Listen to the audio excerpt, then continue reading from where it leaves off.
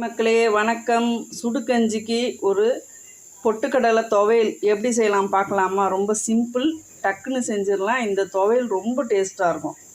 பொட்டுக்கடலை 50 கிராம், அரை முடி தேங்காய், 4 பச்சை மிளகா, 3 பல் பூண்டு, இது எல்லாத்தையும் போட்டு மிக்சியில் கட்டியாக அரைச்சிப்போம்.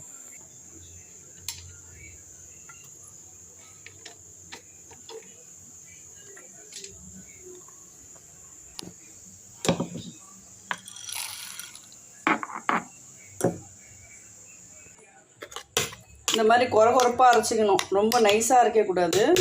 சுடு கஞ்சிக்கு ரொம்ப டேஸ்ட்டாக இருக்குங்க. இதை இப்படி கட்டியாக வச்சு சாப்பிடும்போது. இந்த துவையில் அம்மா கஞ்சிக்காக அம்மியில் அரைக்க சொல்லுவாங்க. அந்த கஞ்சிக்கு இந்த துவையில் ரொம்ப டேஸ்ட்டாக இருக்கும். நாளடைவில் அது சட்னியாக மாறிடுச்சு. ட்ரை பண்ணுங்கள் கண்டிப்பாக.